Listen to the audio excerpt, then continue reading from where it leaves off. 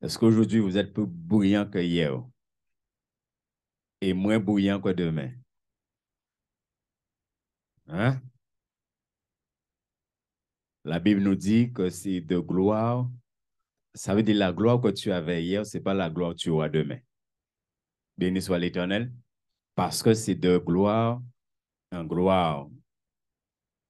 La manière que ton visage brillait de la gloire de Dieu aujourd'hui, demain, ton visage va encore plus briller de la gloire de Dieu. Est-ce que tu crois que la gloire de Dieu peut briller sur ton visage? Que les gens peuvent te regarder et te demander pourquoi ton visage illumine ainsi. Mais c'est est-ce que tu le crois? Et vous savez, plus on comprend la parole et qu'on y croit, et plus la gloire de Dieu augmente en nous. Plus la gloire de Dieu brille en nous et sur nous. Béni soit l'Éternel. Et c'est pourquoi c'est important. C'est important que vraiment nous mangions la parole sans cesse. Et j'aimerais vraiment t'inviter encore ce soir, t'exhorter à manger la parole. On vit vraiment dans un temps de séduction. On vit vraiment dans un temps d'abandon parce que la Bible est claire. Jésus a dit, quand je reviendrai, où verrai-je la foi sur la terre? Et vous voyez dans vos Bibles, il y a un grand point d'interrogation. C'est une question qui a été posée. Est-ce que toi, tu combats pour rester dans la foi? Est-ce que tous les jours, tu es en train de combattre pour rester dans la foi? Ça veut dire que la foi, c'est quelque chose qu'on peut perdre. La foi, c'est quelque chose qu'on peut abandonner. Timothée nous le dit. Hein? Quelques-uns abandonneront la foi pour s'attacher à des doctrines de démons. Et il y a beaucoup de doctrines de démons qui circulent dans les églises aujourd'hui. Et si on n'a pas la connaissance de la parole, on peut effectivement accepter, s'attacher et pratiquer ces doctrines de démons. Et c'est pourquoi, bien aimé, on a besoin de comprendre la parole. C'est pourquoi moi, personnellement, quand tu peux me dire tout ce que tu veux, si tu ne me donnes pas un verset, ça ne passe pas. Pour que ce que tu me dis là, je le vois écrit dans la parole. Béni soit l'Éternel. Dieu soit glorifié. Est-ce que tu pries, tu demandes à Dieu de faire de toi un vrai disciple? Est-ce que tu passes ton temps à t'examiner pour voir est-ce que tu es un vrai disciple de Jésus-Christ? Bien-aimé, Jésus vient chercher des vrais disciples. Et ceux qui vont participer aux noces de l'agneau, ce seront les vrais disciples. Ce n'est pas simplement tu as accepté Jésus dans ta vie, non. Mais parce que tu es un vrai disciple de Jésus-Christ. Alléluia. Jeudi dernier, on a titré 3 points ensemble. Il y en avait 5. Et comme il avait dit d'autres étaient 3, laissez les 2 autres pour aujourd'hui. J'ai obéi. Béni soit l'Éternel. Ah, c'était une suggestion. Yes. Mais le truc, c'est est-ce que tu as pris le temps de réfléchir, de méditer dessus, de revoir les choses, de prier? De prier. Parce que je vous ai déjà dit ça. Quand vous entendez des choses, si après, tu ne vas pas prier pour que ce que tu as entendu là puisse prendre vie en toi, ça ne prendra pas vie en toi. Il faut prier. Moi qui vous prêche, qui vous enseigne, après je prie. Des fois, je reste une semaine à prier sur quelque chose, je partage avec l'Église. Je reste une semaine à prier comme ça. savez pourquoi? Parce que j'ai compris, un enfant de Dieu il doit être vraiment vorace. Si un endroit, il faut être vorace, c'est avec Dieu.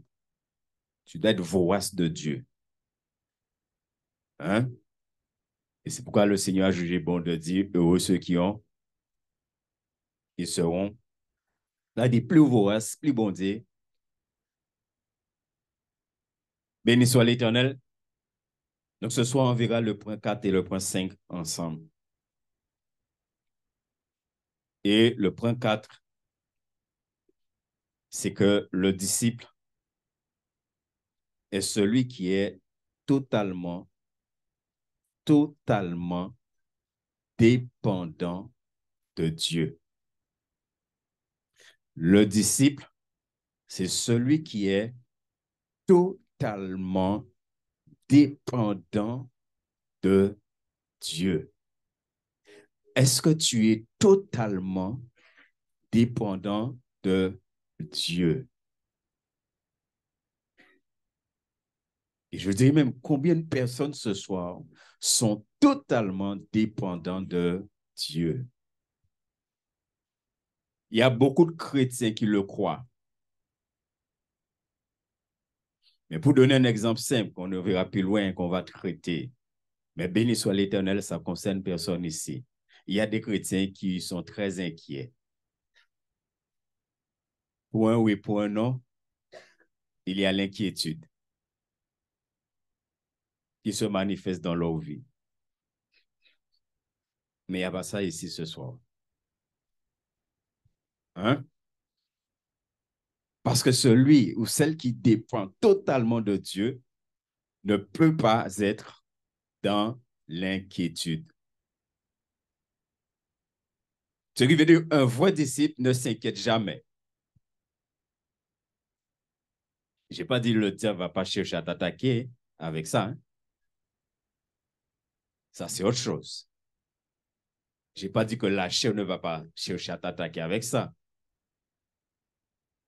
Mais je suis en train de te dire que le vrai disciple, il domine sur l'inquiétude. Il n'est jamais dans l'inquiétude. Béni soit l'Éternel. Nous allons prendre quelques versets dans un psaume qu'on connaît bien. Donc, le vrai disciple est celui qui totalement dépend de Dieu. Psaume 37, versets 3 à 6. On connaît ce psaume-là. Souvent, nous répétons ce psaume, surtout le verset 4, ou le verset 3 aussi, n'est-ce pas?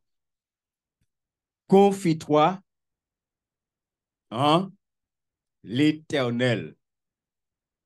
Confie-toi en l'Éternel. Le disciple, c'est celui qui se confie en l'Éternel. Et déjà là, quand il te dit confie-toi en l'Éternel, c'est sans limite. C'est totalement. Le mot confier, se confier en l'Éternel, ça veut dire tu t'abandonnes. C'est s'abandonner. S'abandonner totalement à l'Éternel pour que l'Éternel puisse prendre soin de toi.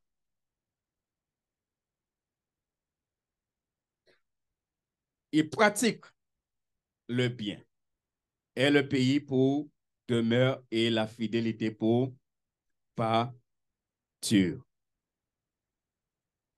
Verset 4. Fais de l'Éternel, béni soit l'Éternel, fais de l'Éternel tes délices. Ce qui veut dire que le disciple, c'est celui qui a fait de l'Éternel, c'est... Est-ce que tu sais ce que ça veut dire? Faire de Dieu tes délices. Vous connaissez la signification du mot délice? Hein?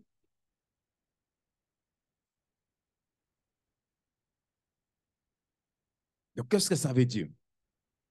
Faire de l'Éternel tes délices. Qu'est-ce que ça veut dire pour le disciple de Jésus-Christ? Un disciple qui a fait de Dieu ses délices, comment il vit? Comment il est?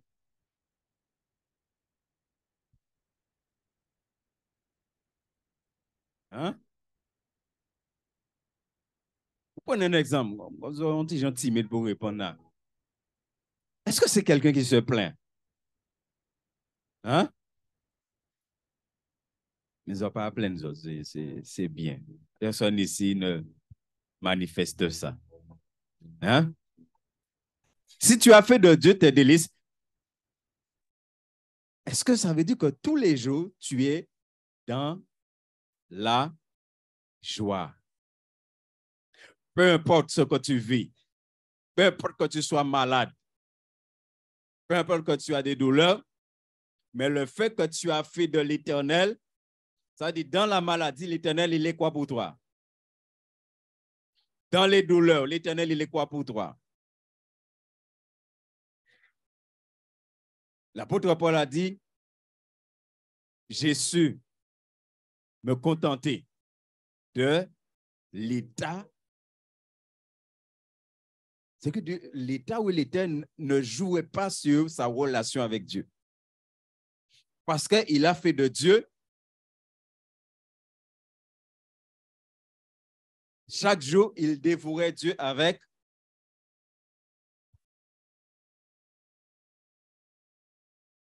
Alors, on ne pas aimer ou bien aimer. Hein? Alors, si je prend plaisir à manger. Ce sont des choses que nous connaissons. Mais est-ce que nous prenons plaisir vraiment à vivre dans le Seigneur? Est-ce qu'on va trouver bon Dieu délicieux?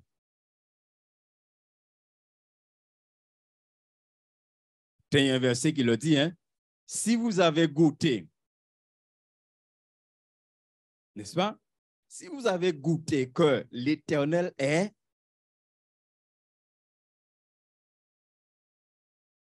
c'est pourquoi il te dit, fais de l'Éternel tes délices. Et il te donnera ce que ton cœur désire. Mais souvent, nous voulons que Dieu nous donne ce que nos cœurs désirent. Mais est-ce qu'avant cela, tu as fait de l'Éternel tes délices? Est-ce que tu t'es abandonné complètement à Dieu et que c'est Dieu qui dirige ta vie? Est-ce que tu as fait de Dieu? Parce que lorsqu'on parle de s'abandonner totalement, de dépendre de Dieu totalement, ça veut dire que tu as fait de Dieu ta priorité.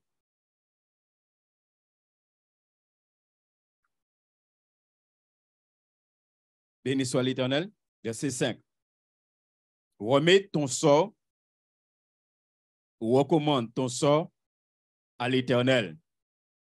Vous voyez, dans les là, je vous ai dit que le disciple ne s'inquiète pas. Et là, il dit, remets ton sort à l'Éternel. Si tu remets ton sort à l'Éternel, est-ce que ça va suivre qu'après, il y a l'inquiétude? Tu as remis ton sort à l'Éternel, mais en même temps, tu es dans l'inquiétude. Est-ce que tu as remis? Et pourtant, au lot chrétien, dans ça, hein? Nous quoi soit des prier, mais en même temps, nous quoi inquiéter non. En même temps, ni inquiétude dans qui est non.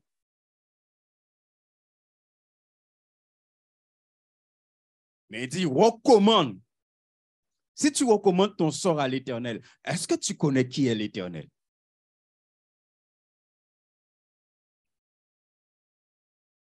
Et que tu sais que l'Éternel, il va agir pour toi. Pas peut-être la façon que tu le crois ou que tu le veux. Pas peut-être autant que toi tu veux, mais tu sais que l'Éternel agira toujours pour toi. Parce que tu as remis toutes choses. Quand il dit remets ton sort, c'est remets toutes choses. Remets toutes choses. Recommande toutes choses à l'Éternel. Et en plus, il te dit, mets en lui ta confiance et il agira. Mets en lui ta confiance et il agira. On viendra sur cela un peu plus loin. Verset 6. Il fera paraître ta justice comme la lumière et ton droit comme le soleil à son midi. Est-ce que vraiment chacun de nous, ici, où nous disons nous sommes disciples de Jésus, est-ce que vraiment nous dépendons de Dieu totalement? Est-ce que nous sommes des enfants de Dieu qui vraiment totalement dépendent de Dieu? Pour que ce qu'on vient de lire là, ce soit une réalité dans notre vie. Un disciple, c'est ça. Un disciple, c'est quelqu'un qui dépend sans limite de son Dieu. C'est pourquoi dans la vie d'un disciple, il peut y avoir ni doute, ni incrédulité. Un disciple, c'est celui qui est vraiment rempli de foi. Et nous allons prendre maintenant ce passage de Luc 12, 22 à 29. On connaît ce passage aussi.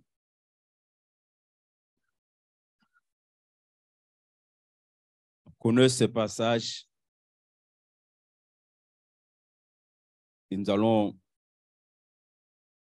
je rappelle encore, nous sommes simplement en étude biblique. Voir les choses. Luc 12, 22 à 29. Jésus dit ensuite à ses disciples. Oui, il nous dit, Jésus dit à ses disciples. C'est pourquoi je vous dis, ne vous inquiétez pas pour votre vie, de ce que vous mangerez, ni pour votre corps de ce que vous... Qu'est-ce qu'il a dit aux disciples ici? Hein? Déjà, rien que ce verset. Où est-ce que nous en sommes tous avec ça? Hein? Il dit de ne pas t'inquiéter pour ta vie. Et ni des chrétiens, là, Dieu est malade, tout de suite, il a pensé à la mort, il aura pleuré. Hein? Donc, à ce moment-là, est-ce que tu t'inquiètes pour ta vie ou non? Il dit, ah, monsieur, madame, là, vous avez un cancer là et il ne vous reste pas beaucoup de temps à vivre. Hein? Est-ce qu'à ce moment-là, on regarde les médecins, on va dire, eh bien, béni soit l'Éternel. J'irai rapidement auprès de mon Dieu. Hein? En tant que disciple. Parce qu'il dit, pas inquiéter des vies. C'est-à-dire, là, il est en train de te dire que vie n'a pas d'importance. Ce n'est pas ça qui est important. Ta vie n'est pas importante. La vie qu'on mène sur cette terre-là, ce n'est pas important. Il dit, pas inquiéter pour ça. Et après, il nous donne des détails de ce que vous mangerez. C'est-à-dire, pas inquiéter pour ventao. Hein? Des chrétiens ici, de pouvoir parler des jeunes, tout de suite dans la tête, ils n'ont pas manger bon manger. Alors,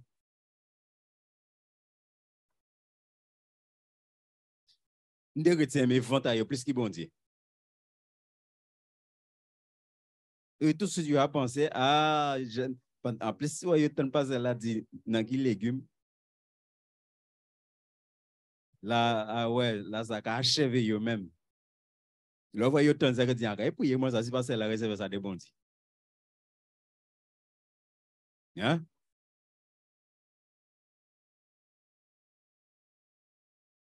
Béni soit l'Éternel. Mais la Bible te dit de ne pas t'inquiéter de ce que vous mangerez.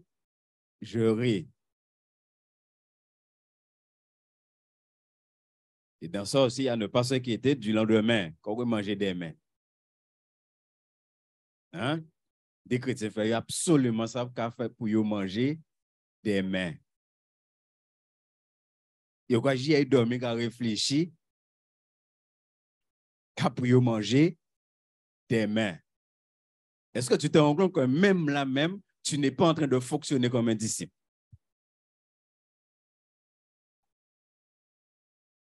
Demain, qui mange, qui va manger, ça va pas t'intéresser. Hein? Nous va même pas répondre. Qui mange, qui ou pas manger, ça va pas t'intéresser. Ou pas même quand intéressé à ça, demain, est-ce qu'on va prier 2 heures de temps? Hein?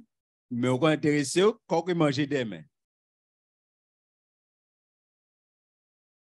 Il y a tellement de choses que nous avons tellement de fonctionnement qui empêche nous d'être comme bon Dieu commandé.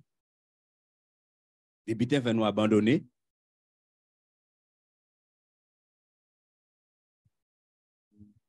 Ni pour votre corps, de quoi vous serez vêtus. On continue, parce qu'il y a beaucoup de versets à voir. La vie est plus que la... Ouais. Il dit la vie est plus que... Il y a rien qui vous dérange dans ça? Hein? Est-ce que vous comprenez ce qui est dit ici? Il dit la vie est plus que... Et nous, nous avons dit, fais-nous manger pour nous vivre. Et là, il dit la vie est plus que...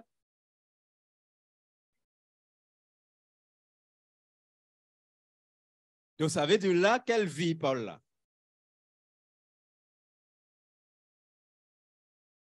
Ouais, parce que nous disons, il faut manger pour vivre. Si on ne mange pas, on va mourir. Et les gars disent que la vie est plus que la nourriture. Ça veut dire que les gars ne doivent pas même plus manger pour vivre.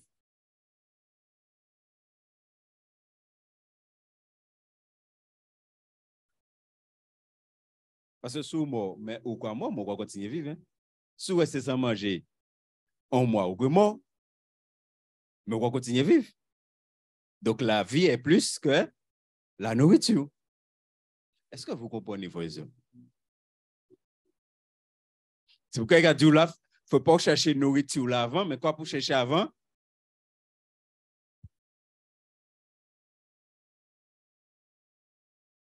L'homme ne vivra pas de pain seulement, mais de toute parole qui sort. Ce qui veut dire que, quelle est la priorité du disciple ici? La priorité du disciple ici, ce n'est pas la nourriture. La priorité du disciple, c'est la vie. Quand il te parle de vie, il te parle de ta relation avec Dieu. Il te parle de ton intimité avec Dieu. Et c'est pourquoi des fois, tu es capable de rester plusieurs jours sans manger pour croître dans ton intimité avec le Seigneur. C'est pourquoi tu es capable de cesser de manger, de cesser de boire par rapport à ton intimité avec le Seigneur parce que pour toi, c'est plus important. C'est pourquoi quand on des chrétiens, ils ne veulent pas gêner parce qu'ils aiment manger, ils ne peuvent pas connaître bon Dieu. Non, moi, je suis clair, ces gens-là ne connaissent pas Dieu. Et de toute façon, ils n'ont pas d'amis à Jésus non plus. Jésus pas connaît Dieu comme amis parce que la Bible est claire. Les amis de l'époux jeûneront. Un jour, on va partager ça pour bien comprendre. Bien comprendre. Parce qu'on a besoin de comprendre la parole de Dieu. Et le corps, plus important que le vêtement.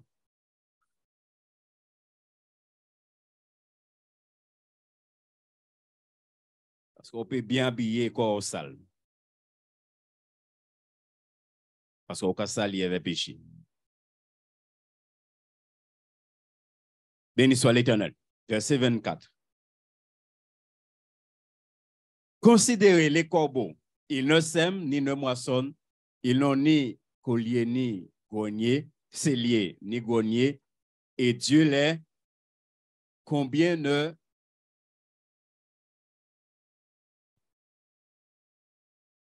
Et ces corbeaux-là sont toujours bien gras. Hein? C'est qu'on se mêle là. Ils sont toujours bien gras. Frères et sœurs, vous savez, c'est la parole de Dieu qu'on connaît. Mais c'est comment tu crois vraiment que Dieu t'aime et que Dieu prend soin de ses enfants. Mais pour que Dieu puisse prendre soin de toi, il faut que tu t'abandonnes totalement. Le problème, c'est qu'on ne s'est pas abandonné totalement au Seigneur.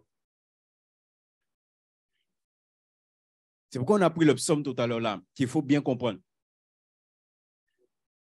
Beaucoup d'enfants de Dieu, on ne s'est pas abandonné totalement au Seigneur. Donc, comment tu veux que Dieu puisse prendre soin de toi? Et c'est pourquoi, même quand tu vas venir crier vers Dieu, Dieu ne peut pas répondre comme il faut parce que Dieu voit que tu ne t'es pas abandonné. Regardez ce qu'il dit. Est-ce que les oiseaux plus importants pour bondir qu'elles vont? Est-ce que via les oiseaux plus importants, est-ce que les oiseaux ont été créés à l'image, à la ressemblance de Dieu? Tu ne penses pas que ceux qui ont été créés à l'image, à la ressemblance de Dieu sont plus importants que tout? J'aimerais te dire une chose. Est-ce que tu sais que tu es plus important que les anges?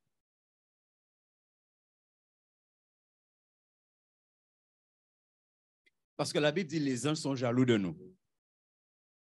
Et en général, les jaloux d'un monde qu'on estime plus mieux qu'ils ont. En général, hein? On dit certains, ce n'est pas toujours le cas, mais en général, il y a certains, il y a plus que mais il y a quoi qu'on est plus qu'il y a. Alors, il y a jaloux. Hein? Mais si la Bible dit que les anges sont jaloux de nous, et quand il dit les anges, ce n'est pas les démons. Hein? Voilà, les anges qui sont auprès du Seigneur, les saints anges. Vous savez, moi je fais une distinction. Hein? Ça, moi, quand je prie, je dis, Seigneur, envoie tes saints anges. Parce que vous dites, bon Dieu, simplement, envoie un ange. On dit, moi, qu'à passer là, quand on vous dit ça là. Donc, moi, je précise au Seigneur, envoie tes saints anges. Je parle des saints anges de Dieu. Parce qu'il y a deux catégories d'anges. Maintenant, est-ce que vous vous rendez compte qu'il te dit, les anges sont jaloux de toi? Pourquoi? Les anges n'ont pas été créés à l'image de Dieu, à la ressemblance de Dieu. Et même, ça c'est autre chose, hein? Le fait qu'Adam a donné des noms à tous les animaux, l'homme était plus intelligent que les anges. Il y a des choses, si tu prends le temps de méditer dessus, tu es obligé de donner gloire à Dieu. Mais c'est parce que nous, on ne réfléchit pas sur ces choses-là. On ne réfléchit pas dessus. Mais quand tu lis la Bible, il te dit les anges sont jaloux. Et même la parole de Dieu, ils ont été plongés leur regard pour connaître. Et le Seigneur a dit, ce n'est pas pour vous. Est-ce que tu sais à quel point Dieu t'aime?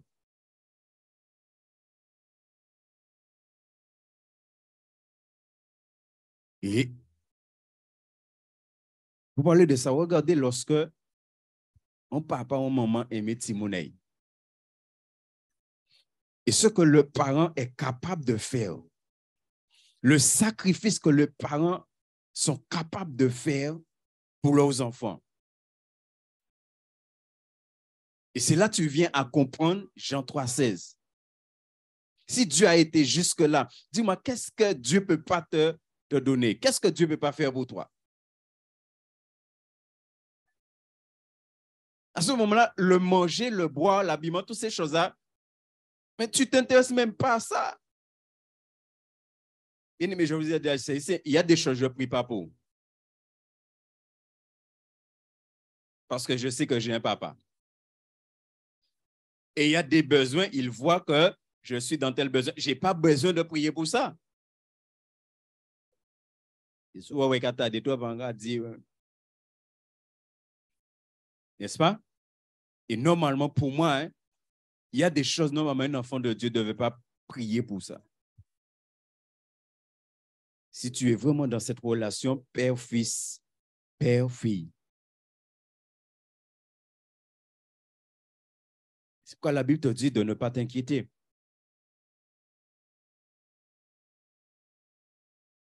Dieu nourrit les oiseaux, Dieu est capable de te nourrir au verset 25. Qui de vous, par ses inquiétudes, peut ajouter une coudée à la durée de... Ça, c'est pour te dire simplement que tu perds ton temps. L'inquiétude est une perte de... Un chrétien qui s'inquiète est en train de perdre... Est-ce que tu comprends ça? Hein?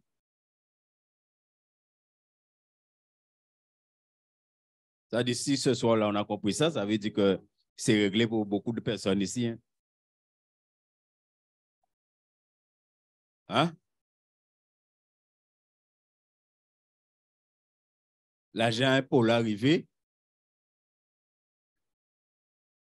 Pourquoi on pète temps inquiété? Est-ce que là, on est inquiété ou que vont chiffre qu'on y effacé? Hein? Il était à 3000. Pendant qu'on est inquiété là, on va se dire qu'on va avoir 300.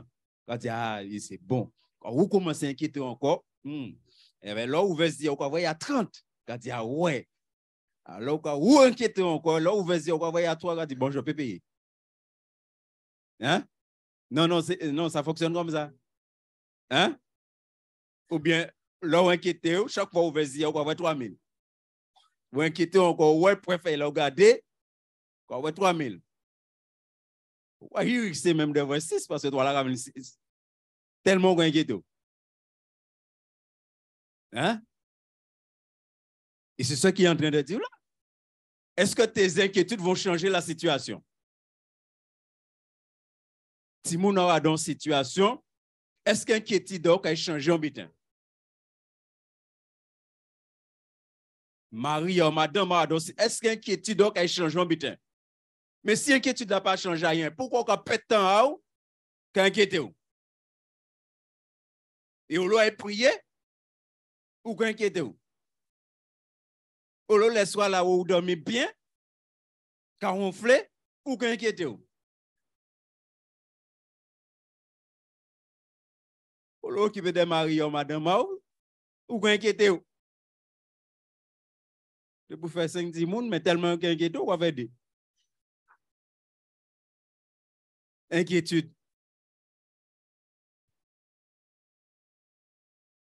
Et en plus, il y a des gens inquiétudes comme des maladies. Hein? Inquiétude comme des maladies.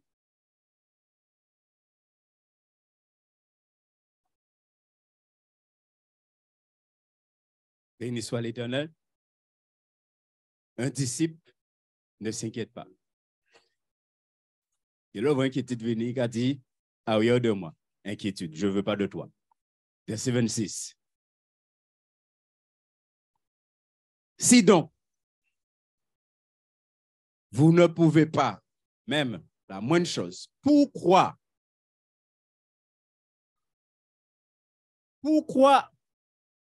Ce qui veut dire, quand Dieu regarde un disciple et voit que l'indisciple s'inquiète là, Dieu n'est pas content. Dieu n'est pas content lorsqu'il voit l'un de ses enfants qui dit être disciple de Jésus est en train de s'inquiéter. Pourquoi? Parce qu'on a vu dans le psaume, il est dit remets. Donc quand tu t'inquiètes, tu ne remets pas. Quand tu t'inquiètes, tu ne te confies pas. Quand tu t'inquiètes, tu n'as pas confiance en Dieu. Le disciple qui est dans l'inquiétude n'a pas confiance en Dieu, ne fait pas confiance à Dieu. Et c'est pourquoi, quand tu es dans cette situation où tu sens que l'inquiétude vient attaquer ton cœur, tout de suite tu prends autorité dans le nom de Jésus. Tu dis non, là, ce n'est pas ta place. Mais beaucoup d'entre nous, on l'accepte. Et même, il y a des chrétiens qui trouvent ça normal. Ça, il y a des chrétiens qui croient que c'est presque normal, hein, tomber dans la dépression, ceci, cela, oui. Angoisse.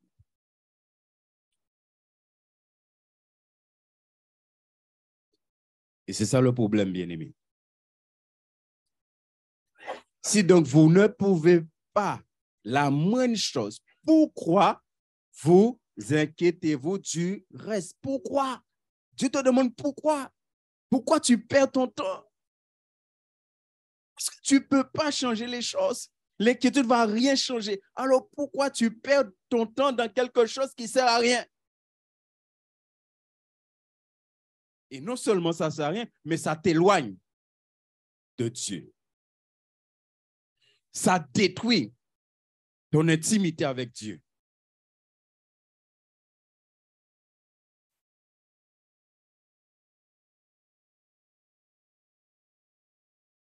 Considérez comment croissent les lits. Ils ne travaillent ni ne filent. Cependant, je vous dis que Salomon même, dans toute sa gloire, n'a pas été vêtu comme l'un d'eux. Verset 28. Si Dieu revêt ainsi l'herbe qui est aujourd'hui dans les champs et qui demain sera jetée au feu, à combien plus forte raison ne vous vêtira-t-il pas, Jean?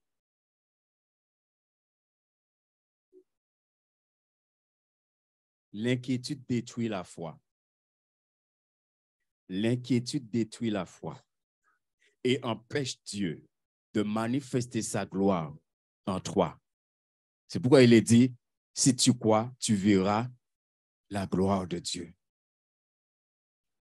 Et ce n'est pas tu verras la gloire de Dieu uniquement que Dieu va guérir, mais tu verras la gloire de Dieu aussi en toi. Tu verras la gloire de Dieu en toi. Est-ce qu'on se rend compte dans les situations, ce que Dieu veut, c'est de nous revêtir de sa gloire. Mais si tu es dans le fonctionnement de l'inquiétude en tant que disciple, alors tu ne verras pas la gloire de Dieu. Verset 29. Et vous, ne cherchez pas ce que vous mangerez et ce que vous boirez, et ne soyez pas, c'est un commandement. C'est un commandement. Donc, chaque fois que tu es dans l'inquiétude, tu es dans la désobéissance. Chaque fois que tu es dans l'inquiétude, tu es un rebelle. Parce que Dieu t'a dit, ne soyez pas inquiets.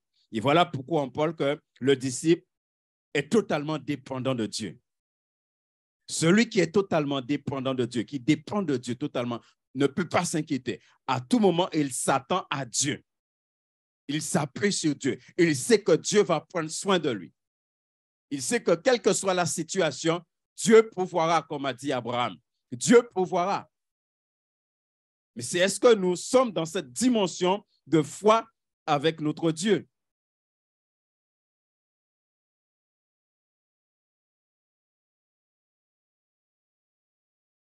Dieu sait. Avant même que tu aies un besoin, Dieu connaît. Et il sait. Et si tu es ce vrai disciple, tu sais que le besoin dans lequel tu es là, Dieu a déjà pourvu pour toi.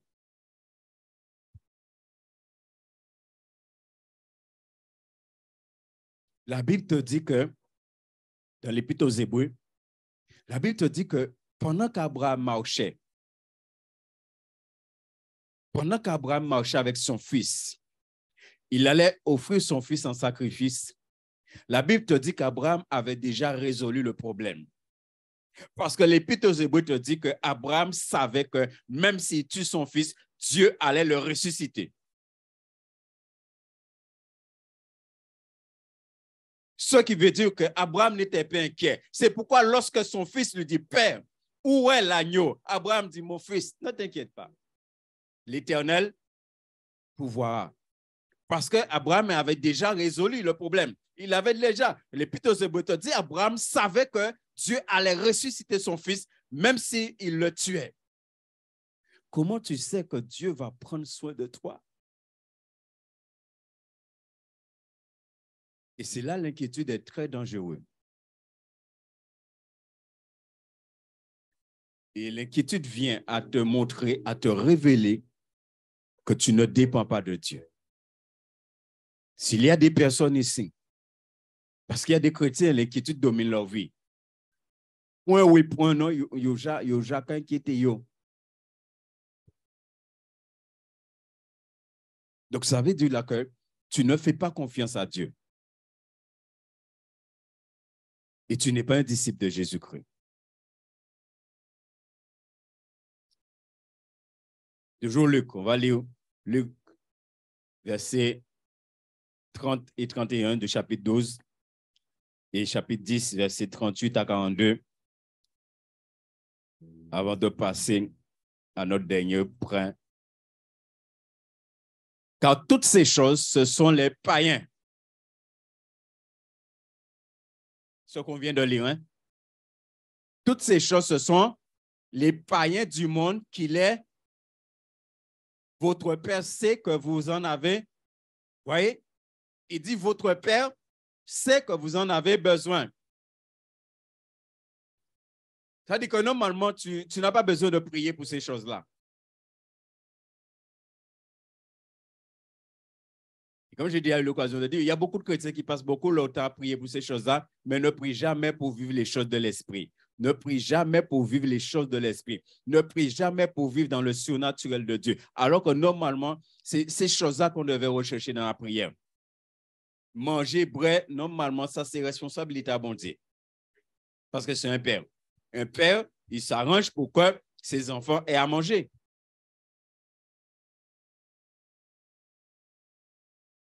Que même ses enfants ne sont pas là pour dire au père de leur donner à manger. C'est, le père, il sait que c'est sa responsabilité. Faire ni manger en case là. C'est pourquoi il te dit là que votre père sait que vous en avez besoin. Il sait. S'il sait, il va te donner. Parce que toi, tu dépends de lui.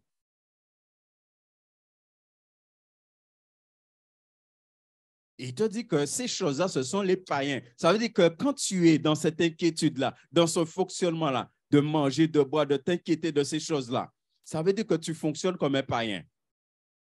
Donc, si tu fonctionnes comme un païen, tu n'es pas disciple. Parce qu'un païen n'est pas disciple. Si tu fonctionnes comme un païen, tu n'es pas disciple. C'est pourquoi il faut régler ça. Il faut régler ça dans nos vies.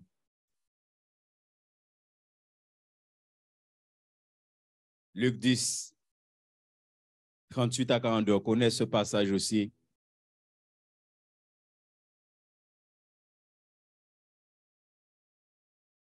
De Jésus avec Marthe et Marie. On nous dit, comme Jésus était en chemin avec ses disciples, il entra dans une ville, dans un village, et une femme nommée Marthe le reçut dans sa maison. Elle avait une sœur nommée Marie, qui s'étant assise aux pieds du Seigneur, écoutait sa parole. Marthe, occupée à divers soins domestiques, souvint et dit, Seigneur, cela ne te fait-il rien que ma sœur me laisse seule pour servir? Dis-lui donc de m'aider. Le Seigneur lui répondit, Marthe, Marthe, tu t'inquiètes et tu t'agites pour beaucoup de choses. Une seule chose est nécessaire. Marie a choisi la bonne part qui ne lui sera point ôtée. Tu t'inquiètes et tu... Vous avez un monde qui inquiète, pas agité. Hein? Il y a droite, il y a gauche. qui a parlé n'importe qui jeune, qui a fait coller, qui a bitin. Et souvent, on dit, mais calme-toi, hein, il a tombé des dehors. Hein. C'est madame là, comme ça, Marie l'a dit, mais calme-toi. Aïe, aïe, aïe, aïe, aïe, aïe. Mais c'est la fille, mais en gaz là. Non, non, il n'y a pas ça ici. Dieu soit loué. Hein? Il n'y a pas ça ici. Hein? Il y a de oui, mais toi, tu es là, tu fais rien. Ah, il y a, bien dit, tu as pas dit. Hein? L'inquiétude. Ah oui, mais tu me comprends. Aïe, aïe, aïe, quand tu es là même. Le tu me comprends pas là même. Hein? L'inquiétude. Oui. Martha, dans tout fonctionnement, tout bitin, au lieu simplement y au pied du Seigneur. Et c'est ce qui arrive, frères et sœurs. Lorsqu'il y a une situation, simplement aller au pied du Seigneur, écouter ce que le Seigneur te dit pour que tu agisses. Non, vous êtes dans l'agitation. Et comme vous êtes dans l'agitation, pas même qu'attendre le Seigneur quand parler bon. En bon moment, il a dit là, calme-toi, ou pas qu'attendre. Bon moment, il a dit, mais calme-toi, ou pas qu'attendre. Parce qu'on a dans toutes sortes d'agitation. L'esprit a dans toutes sortes d'agitation. L'esprit n'est pas en paix. Tout ça, l'inquiétude. Un disciple ne s'inquiète pas. Parce qu'il dépend. Il dépend de son Dieu.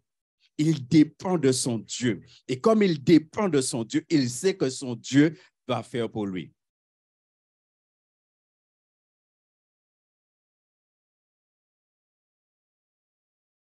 Béni soit l'Éternel. Je sens que ça fait du bien à certaines personnes. Merci Jésus. C'est pas qu'on a fini, mais il faut passer à l'autre point, il est déjà 8 heures. Le disciple de Jésus, il n'y a pas de question? Et même si évidemment, mais s'il y a une question, pose. Il n'y a pas de question? Hein? Ce n'est pas la peine de me demander comment faire pour se débarrasser de l'inquiétude, vous savez? Non, mais comme il n'y a pas, je pose pour vous. Hein? Vous savez comment faire? Hein? Oui, mais je vous ai déjà dit, ce n'est pas tout le temps il faut aller prier. Hein? Parce que des fois, tu vas prier, mais tu n'as pas encore pris la décision dans ton cœur d'abandonner la chose. Donc, prier là, pas servir à grand-chose. Des fois, tu vas prier, mais tu n'as pas encore ordonné à ton âme d'abandonner telle chose. Il faut déjà ordonner à ton âme d'abandonner. Mon âme, je t'interdis de t'inquiéter à partir d'aujourd'hui là. Et après, tu vas prier. Mais des fois, pour faire ça, mon frère, prier. Il a fait une prière, on tombe, boum, là, regardez, j'ai oublié de prier. Parce que tu n'as pas pris une décision. C'est pourquoi Proverbe te dit, celui qui délaisse ses péchés obtient miséricorde. Il faut délaisser. Des fois, nous ne pouvons pas délaisser, mais nous pouvons prier. Le disciple attend le retour de Jésus-Christ. Dernier, cinquième et dernier point. Le disciple attend, ou les disciples attendent le retour de Jésus-Christ. Les disciples doivent être vigilants. Un disciple, c'est quelqu'un qui est vigilant. Un vrai disciple. Il scrute le retour de Jésus-Christ. Il veille et il n'arrête pas de veiller. Un vrai disciple, il n'arrête pas de veiller.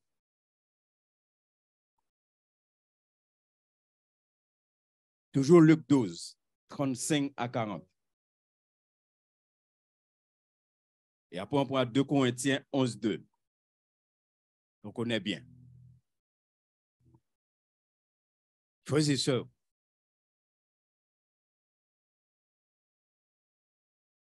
nous attendons tous le retour de Christ. Mais il ne suffit pas d'attendre, mais c'est comment tu attends. Si tu n'attends pas en tant que vrai disciple, ton attente là, il va y avoir un problème. Si tu n'attends pas comme un vrai disciple de Jésus, ton attente là, il va y avoir un problème. Les 10 vierges, tous les 10 s'attendaient. Mais il y en a 5 qui attendaient mal. Et il y en a 5 qui attendaient bien. Il y en a 5, elles ont manifesté cette vigilance-là. C'est pourquoi nous sommes qui folle. Et nous, les chrétiens, folles et fous. Parce qu'il y a qu'à attendre retour à Jésus de manière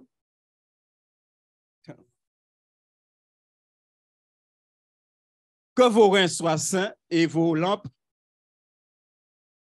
que vos reins soient sains et vos lampes, ça, ce sont les vrais disciples.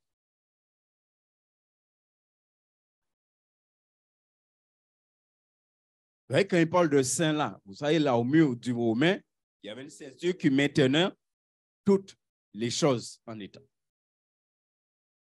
Et Dieu nous a aussi donné une armure qu'il faut garder.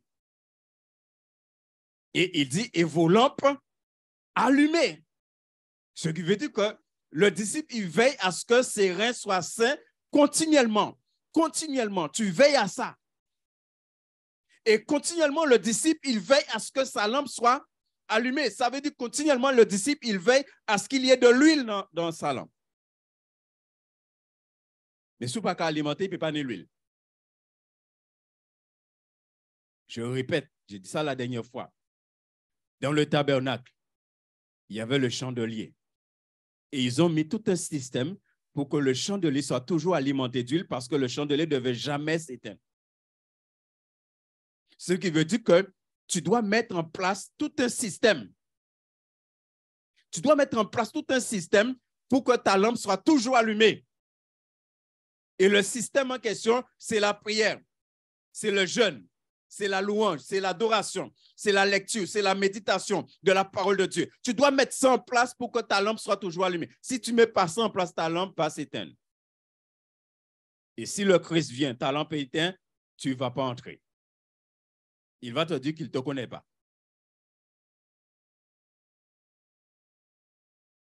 Verset 36.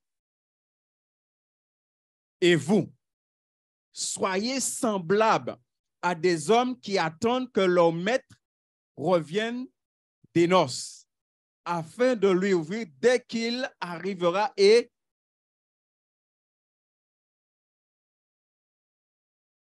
« 37. Heureux est ses serviteurs que le maître, à son arrivée, trouvera quoi? Comment il va trouver les serviteurs? Je vous le dis en vérité. Il se scindra, il les fera mettre à table et s'approchera pour les servir. Est-ce que vous voyez qui le maître va servir ici? Qui sera à table avec le maître ici? Ce sont ceux qui veillent. Ce sont ceux qui veillent. C'est pourquoi le disciple, il veille. Il attend le retour de son maître. Dans la vigilance. 38. Qu'il arrive à la deuxième ou à la troisième veille. Heureux ses serviteurs. Ça veut dire la nuit.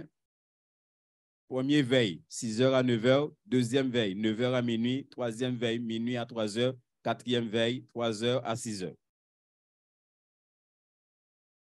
Heureux ses serviteurs, s'ils les trouvent veillants.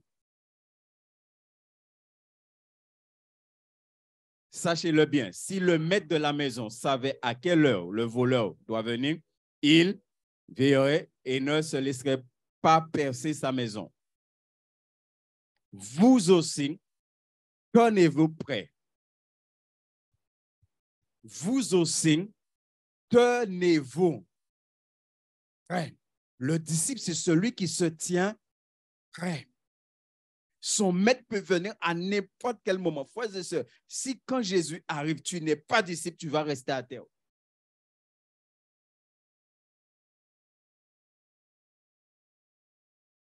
Béni soit l'Éternel. J'ai déjà dit ça ici, je vais le répéter. J'étais dans une église pasteur, plus de 120 membres.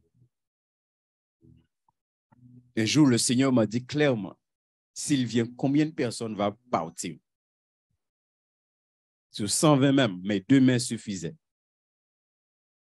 Le dimanche matin, il y a un frère qui vient et il m'appelle, il me dit, j'ai une vision là, il faut que je t'en parle. Il m'a dit, il a vu le Seigneur venir. Il a vu les gens de l'église partir. Il n'a pas vu beaucoup de gens. Il m'a dit, il a vu à peine une dizaine de personnes partir. Et pourtant, tous ces gens-là, ni ça n'engage, ils battent le stomac, moi, en sûrement, au ciel. Mais ils battent libre, moi, c'est pour ça, ça. Quand on dit, moi, ni gardé, là, on a manqué pour y aller. Mais 2 mains suffisaient, sur 120. C'est pourquoi je dirais toujours, frère, ça, on nous a mal expliqué le salut. J'étais dans un groupement d'église ici en Guadeloupe, là, plus de 3000 membres, plus de 3000 membres. Un jour, le Seigneur est venu me parler clairement. S'il vient maintenant, sous les 3000, combien iront au ciel? Il n'y avait pas 500. 3 mois plus tard, je vais voir un pasteur, il me dit, je vois le pasteur tout triste, là, il me dit, il faut que je partage quelque chose avec toi. Le Seigneur est venu me parler. Le chiffre que j'ai reçu, c'est le chiffre qu'il m'a donné. Il ne m'a pas donné 1 en plus, 1 en moins. Il n'y avait pas 500.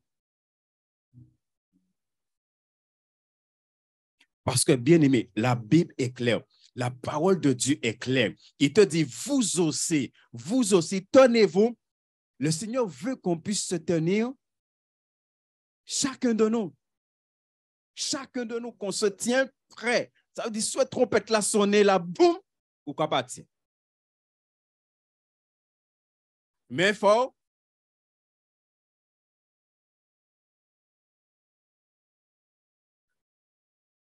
Quand le Fils de l'homme viendra, à l'heure où vous venez,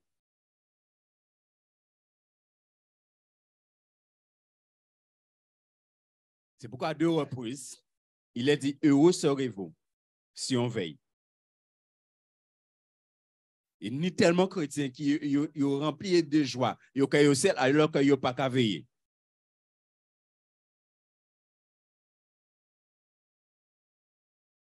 De Corinthiens 11, 2.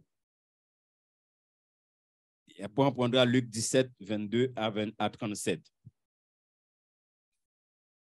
Paul dit, car je suis jaloux de vous, d'une jalousie de Dieu, parce que je vous ai fiancé un seul époux pour vous présenter à Christ comme une vierge. Quand il te dit de veiller, que le disciple, c'est celui qui veille, c'est pour se garder pur. Est-ce que vous comprenez le verset? Est-ce qu'il y a quelque chose dans le verset qui t'interpelle? Moi, oui. Hein? Hein?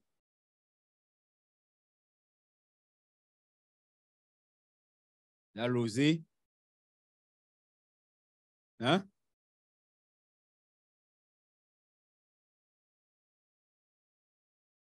Qu'est-ce qui vous interpelle dans le verset?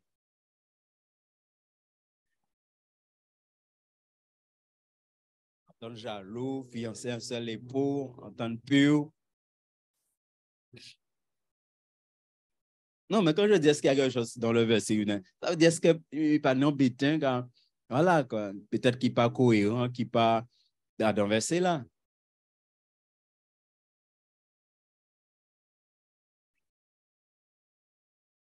Hein?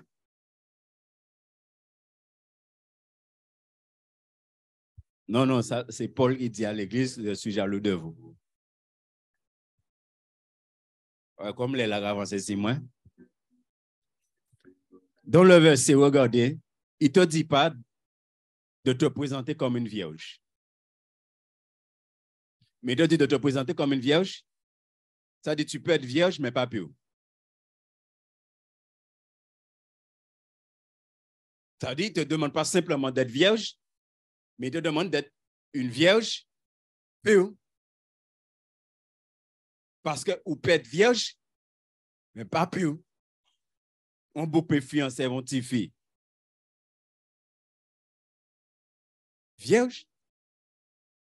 Mais ça ne veut pas dire que marié là, il est pur. Parce que nous, l'obéité, peut faire.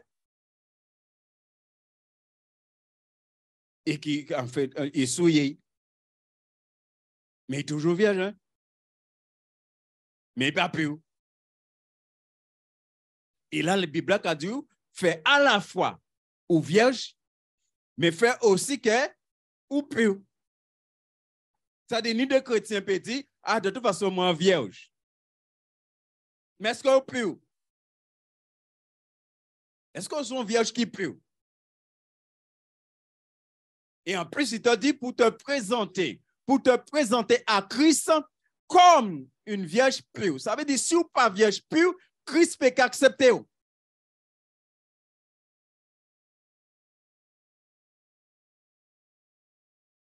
Est-ce que vous pensez qu'un chrétien charnel, il est pur? Hein?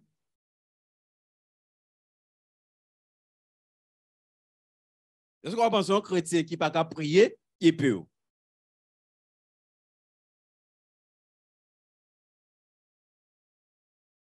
Est-ce que vous pensez qu'un chrétien qui n'a pas capable de donner, il est pur? La Bible a dit, des chrétiens couchés dans le lit, Jésus vient, il n'y a pas de graisser. Parce que peut-être l'autre là, ni bon bitan qui n'est pas pardonné madame, il pas pardonné mariée, hein, ou pas pur, ou que reste à terre. Parce que Jésus, comme dit, chez moun qui est pur, et ou pas pur.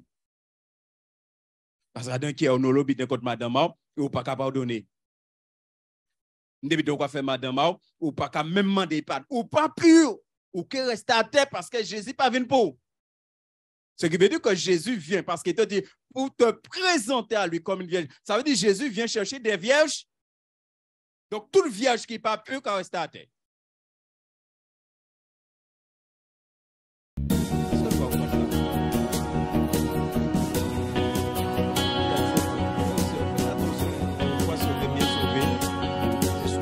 Soit pas sauvé.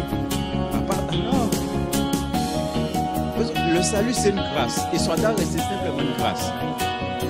Le salut, c'est une grâce. Le salut, ce n'est pas l'éternité avec le Seigneur. Le salut, c'est une grâce qui t'a été accordée pour que tu sois dans l'éternité avec le Seigneur. Ça veut dire, si tu comprends même mal le salut, si tu vis mal le salut, tu ne pourras pas être dans l'éternité avec le Seigneur. La Bible est claire. Éphésiens chapitre 2 est clair. C'est par grâce que vous avez été sauvés. C'est par grâce. Mais le mot sauvé dans Éphésiens là, ce n'est pas que tu es dans l'éternité. Quand il te dit le mot sauvé là, c'est il t'a enlevé dans le monde. Il t'a enlevé dans les mains de Satan. Il t'a enlevé dans le péché. Ça, c'est une grâce parce que tu n'as pas mérité ça. Tu n'as pas mérité que Dieu vienne t'enlever dans les mains de Satan. Dieu vient t'enlever dans le monde. Tu n'as pas mérité ça, mais Dieu t'a fait grâce. Il t'a sauvé du monde. Et maintenant, tu t'engages à vivre comme Dieu te demande pour que tu sois dans l'éternité avec lui. Mais pourquoi faut le monde comprendre? Depuis que c'était Jésus dans l'éternité? Non. La Bible dit c'est en espérance que vous êtes sauvés. Et toi, si l'espérance, tu l'as déjà, c'est plus une espérance. C'est normal.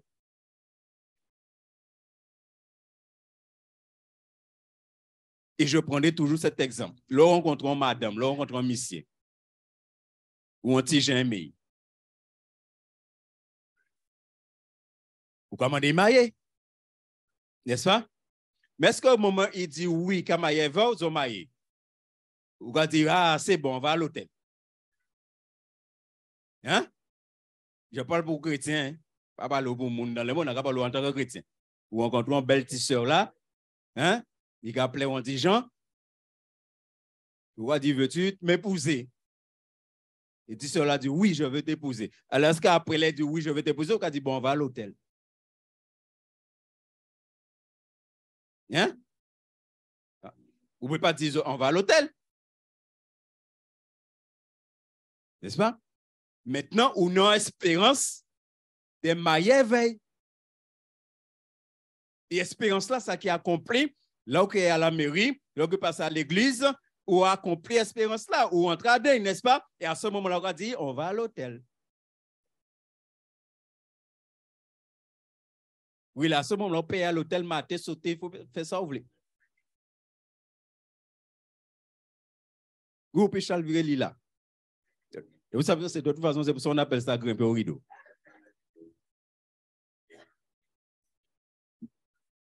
C'est en espérance que tu es sauvé. C'est en espérance. Et tout le temps, Jésus pas venu, c'est en espérance. Et là, Jésus venu, ou entrer au ciel, là, on pas plus espérer encore. Ou Adam. Et tout le temps, Jésus pas venu, tu es sauvé en espérance. Ça veut dire que si jamais, ou pas vivre comme Jésus, mando vivre, espérance, là, ça ne va pas servir à rien. Et ça, on n'explique pas ça aux chrétiens. Mais on leur fait croire, oui, oui, que pour accepter Jésus, on va au ciel. Dans quel ciel là, oui, là?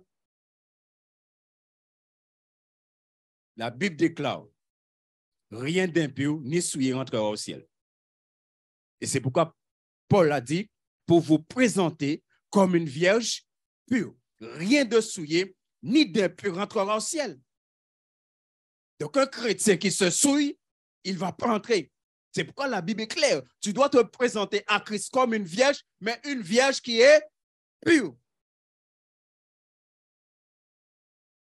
Sinon, pas dans le là.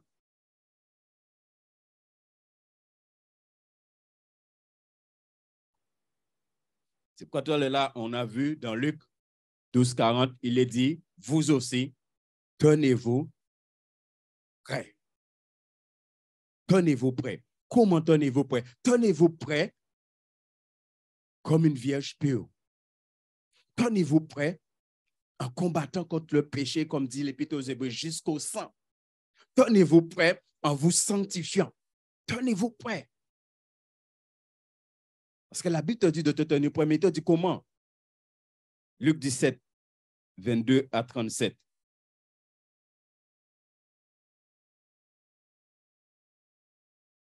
Et il dit aux disciples, des jours viendront où vous désirez voir l'un des jours du Fils de l'homme et vous le verrez prêt. On vous dira, il est ici, il est là, n'y allez pas, ne courez pas après. Car comme l'éclair resplendit et brille d'une extrémité du ciel à l'autre, ainsi sera le Fils de l'homme en son jour. Mais il faut auparavant qu'il souffre beaucoup et qu'il soit rejeté par cette génération. Ce qui arrivera du temps de Noé arrivera de même au jour du Fils de l'homme. Les hommes mangeaient, buvaient, se mariaient et mariaient leurs enfants, jusqu'au jour où Noé entra dans l'arche. Le déluge vient et les fit tous périr. Ce qui arrivera au temps de Lot arrivera pareillement. Les hommes mangeaient, buvaient, achetaient, vendaient, plantaient, bâtissaient. Mais le jour où Lot sortit de Sodome, une pluie de feu et de soufre tomba du ciel et les fit tous périr. Il en sera de même le jour où le Fils de l'homme paraîtra. En ce jour-là, que celui qui sera sur le toit et qui aura ses effets dans la maison ne descend pas pour les prendre, et que celui qui sera dans les champs ne retourne pas non plus en arrière. Souvenez-vous de la femme de Lot. Celui qui cherchera à sauver sa vie la perdra, et celui qui la perdra la retrouvera. Je vous le dis, en cette nuit-là, de deux personnes qui seront dans un même lit, l'une sera prise et l'autre laissée. De deux femmes qui mourront ensemble, l'une sera prise et l'autre laissée. De deux hommes qui seront dans un champ, l'un sera pris et l'autre laissé. Les disciples lui dirent, où sera Seigneur? Il répondit, où sera le corps? Là s'assembleront les aigles. Est-ce que tu te rends compte à quel point nous devons nous tenir prêts? Parce que le disciple, c'est celui qui attend le retour de Jésus. Et toutes ces choses qui sont arrivées, la Bible est claire, arriveront aussi. Il est question de manger, il est question de boire. Ça veut dire qu'il y a des choses qui peuvent si tu ne fais pas attention, en tant que disciple, qui peuvent te détourner du Seigneur. C'est pourquoi, en tant qu'enfant de Dieu, nous ne sommes pas là pour suivre le cours de ce monde.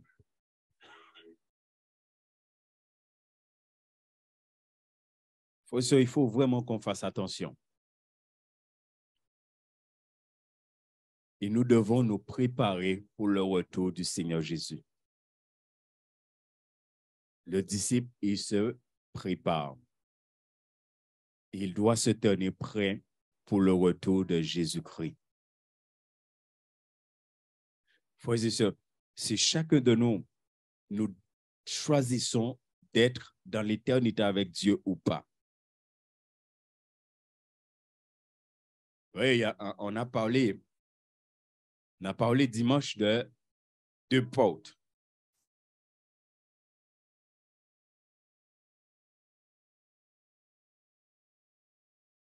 Et tu dois savoir où tu es. Est-ce que c'est la porte large ou la porte?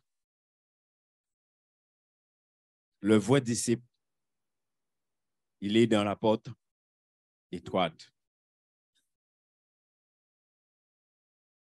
Vous savez, un chrétien qui vit selon la chair, un chrétien qui est charnel, il est dans la porte large. Et il ne peut même qu'avoir ça. Il ne peut même qu'avoir ça. Et c'est pourquoi je vous dirai ce soir, frères et sœurs, c'est pourquoi on doit passer du temps à s'examiner. Avant de s'examiner. C'est pour ça qu'on doit passer du temps. C'est vrai, moi, je vous dis ça. Il y a des gens ici, même des gens qui font des choses ici. Si Jésus vient maintenant là, ils n'iront pas au ciel. Il y a des gens ici qui ont des démons en eux, qui ne font rien pour être délivrés. Jésus vient là, ils n'iront pas au ciel. Il y en a que je connais. Ils n'iront pas au ciel. Et pourtant, il y en a qui croient que pour eux, ah ouais, ils sont chrétiens, ils sont enfants. Ils n'iront pas. De toute façon, démons là pour empêcher d'être au ciel.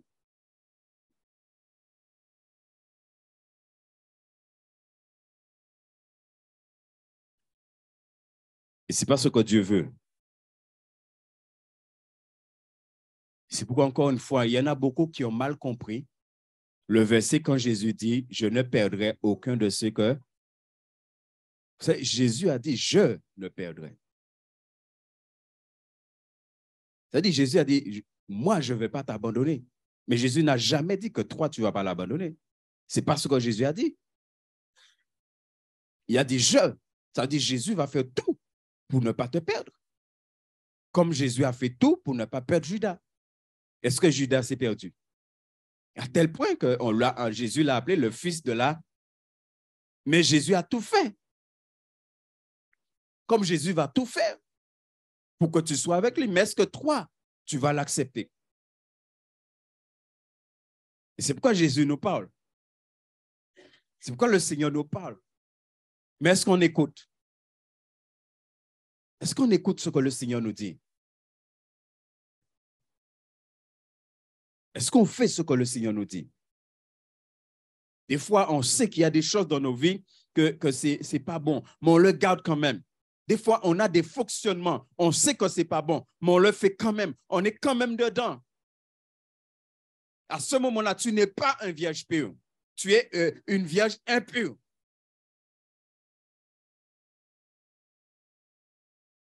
Et c'est toute la signification dans l'Ancien Testament. les animaux purs et les animaux impurs. Parce que je ramène à vos souvenirs, hein. Dans Genèse, il a été dit que tout ce que Dieu a créé était très bon. Donc après, quand Dieu a décidé, c'est simplement pour nous enseigner sur un certain nombre de choses. Il y a des gens qui ont pris ça littéralement.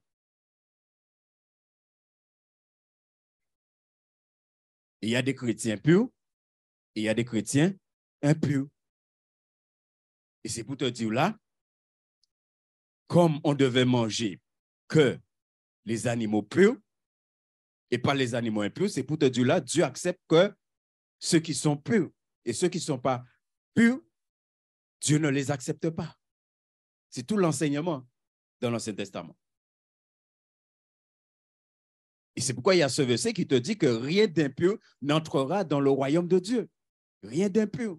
C'est-à-dire, tu es impur là, Dieu t'a nettoyé, Dieu t'a sanctifié, purifié, justifié. Toi, tu as été encore te salir et bon Dieu, qui recevoir.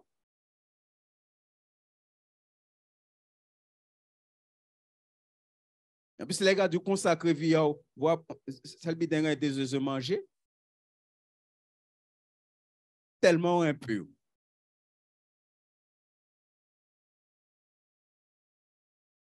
C'est pour ça, moi, je dis, il faut qu'on arrête de jouer avec Dieu. Hein. Il faut qu'on arrête de jouer avec Dieu. Un jour, tu vas le regretter. Mais sinon, bitan apprendre. Pas jouer avec bon Dieu. Jouer avec tout. Et jouer avec diable plutôt. Et jouer avec diable.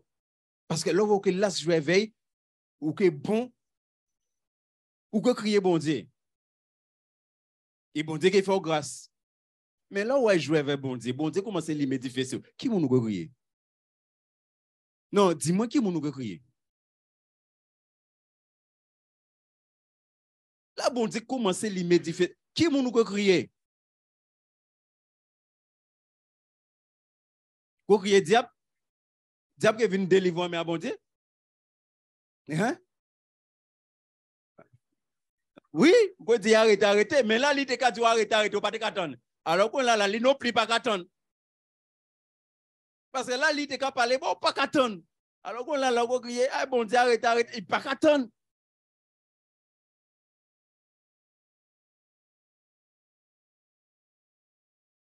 C'est pour ça, moi, apprendre, pas jouer avec bon Dieu.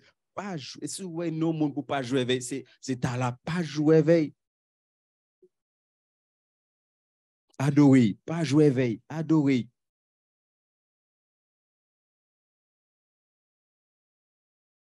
Ah oui.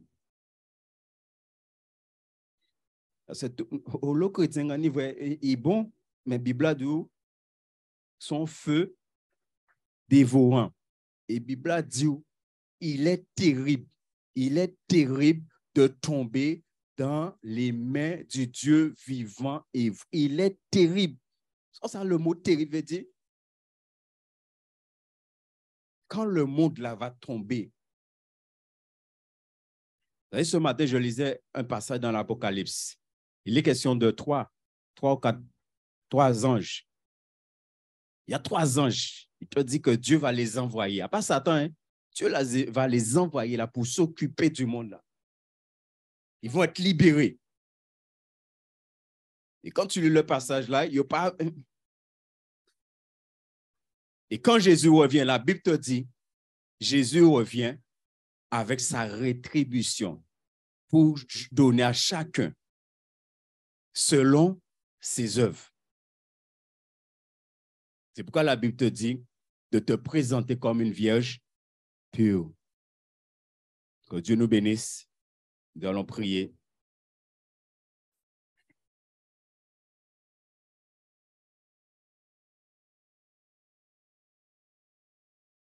Merci Seigneur pour ta grâce. S'il te plaît, aide-nous Seigneur à comprendre ta parole Seigneur. Aide-nous à comprendre ta parole Père. Et aide-nous à mettre ta parole en pratique. Moi qui partage ta parole avec tes enfants, Aide-moi, Seigneur, à demeurer ferme dans ta parole et à mettre ta parole en pratique dans ma vie de tous les jours pour que je sois ce vrai disciple que tu demandes, Seigneur, avec ces qualités que nous avons vues, ces caractéristiques que nous avons vues. Éternel Dieu Tout-Puissant, que cela soit une réalité dans nos vies. Seigneur, nous ne voulons pas voir des puissances, nous ne voulons pas voir des manifestations, mais nous voulons que le Saint-Esprit vienne inculquer la parole dans nos cœurs. Que le Saint-Esprit nous aide à pratiquer la parole. Que le Saint-Esprit ouvre les yeux de notre entendement. Seigneur, nous ne voulons pas passer à côté, mais nous voulons être ces vierges pures qui vont se présenter à Christ. Nous voulons être ces vierges pures que le Christ dira, viens, viens, bon et fidèle serviteur. Nous voulons être ces vierges pures, Seigneur. Nous voulons que nos lampes soient toujours allumées, que nos reins soient saints, Seigneur. Oh Dieu, je te prie ce soir pour mes frères et sœurs. Je te prie, Seigneur. Je sais qu'il y a des oreilles ici qui ont entendu. Il y a des oreilles qui ont entendu, Père. Il y a de ceux qui ont besoin de changer leur vie, de changer leur mentalité, de changer leur fonctionnement, de changer leur raisonnement, de changer de vie, Père. Et je demande grâce pour eux, Père. Je demande à l'Éternel de les pardonner. Seigneur, de nous pardonner de toute faute, de tout péché, de toute souillure de la chair et de l'esprit. Que tu daignes nous pardonner, Père. Et que le sang de Jésus coule sur nous. Le sang de Jésus vient nous laver et nous purifier. Nous ne savons pas si ce soir même tu reviendras, Jésus. Mais tu nous as dit, tenez-vous prêts. Et nous voulons nous tenir prêts, Seigneur. Alors je demande grâce pour mes frères et sœurs ici présents. Je bénis, Seigneur, ta présence parmi nous parce que je sais tu es là. Alléluia, je sais tu es là, Père. Oh Dieu de gloire, oui, ta présence est là, Seigneur. Ta présence est là. Parce que je sais que au moment même tu m'as permis de parler, il y en a qui ont été plus loin, que le Saint-Esprit leur a donné des choses. Le Saint-Esprit leur a parlé. Le Saint-Esprit a ouvert leurs yeux et ils ont compris des choses. Et je bénis la présence du Saint-Esprit parmi nous.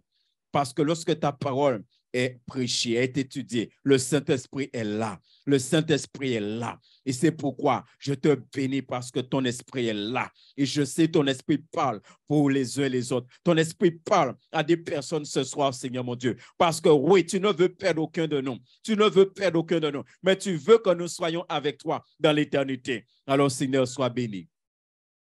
Sois béni, Seigneur. Et ce qui a été déposé dans les cœurs ce soir, que l'ennemi ne puisse rien enlever.